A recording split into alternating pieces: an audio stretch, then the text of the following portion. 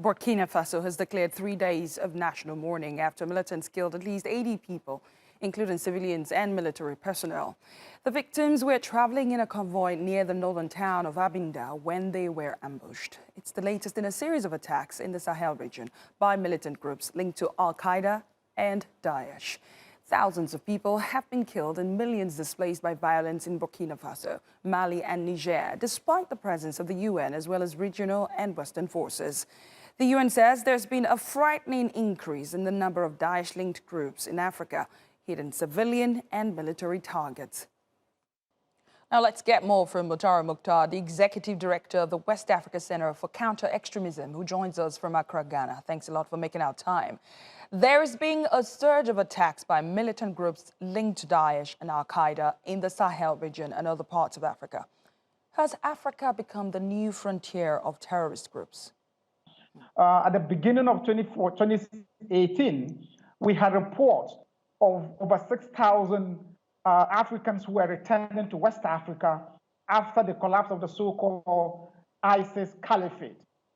So today we have the fall of Kabul, and we believe strongly that it gives a lot of impetus, a lot of motivation, and some false sense of, victory, in the sense that they are fighting for the same cause in terms of seeking to unseat or topple governments that they are fighting within the various countries. If you consider the fact that the threat of terrorism is expanding and rising in many parts of the continent, we are currently challenged in terms of dealing with, the so-called Al-Shabaab in Cabo Delgado in Mozambique. We're dealing with Boko Haram in the northeast of Nigeria. We're having Jenin and other affiliate groups of ISIS in West Africa and Burkina Faso. This, we believe strongly, is a huge booster for the cause of terrorists in West Africa.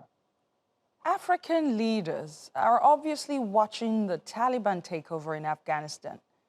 What lesson can they learn in dealing with their own armed insurgencies?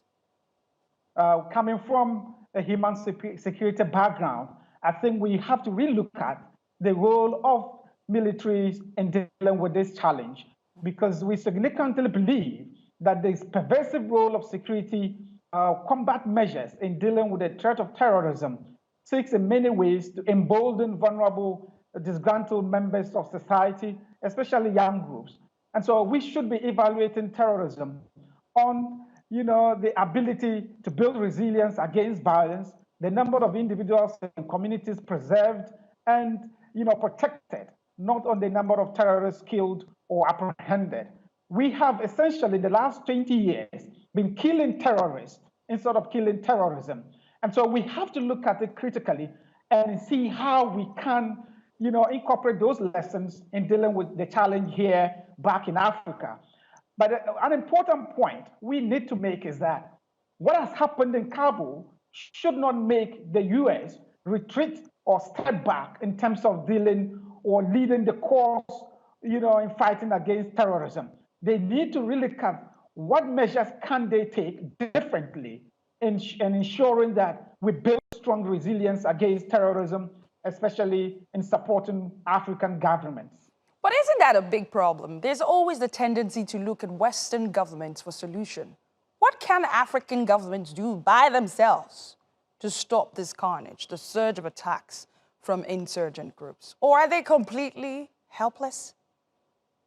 If you consider the all-pervasive nature of terrorism, the very fluid nature of terrorism, and its capacity, in terms of impact to go beyond borders, it tells you, it presupposes that you cannot have just one government or region dealing with the threat. We need to have a collaborative approach to dealing with it.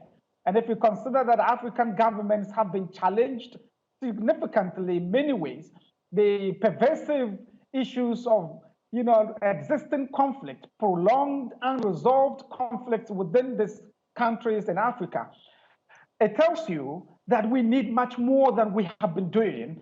We require extra external support to deal with it. The Global Terrorism Index report for last year, 2020, point to the fact that over 93% of terrorist fatalities came from countries already in conflict. It tells you the threat and the pervasive nature of the role of conflicts in dealing with this, threat. And so we need extra support. If you look at the poor, vulnerabilities in terms of youth unemployment, the huge inequality, the gap in terms of the rich and the poor, it is a huge gap that requires fixing. And we believe in many ways, African governments are not adequately prepared economically to deal with it, head on. If you look at issues of what we call ungoverned spaces, places or spaces where the government does not exist in terms of security as well as in terms of development, it requires extra support to be able to deal with that challenge. And for that matter, I think African governments will not be able to deal with it on their own successfully. A lot of solid points you made right there. Mutara Mukhtar, Executive Director of the West Africa Center for Counter-Extremism. And that's Africa Matters. Thanks a lot for watching, everyone. I will see you next week.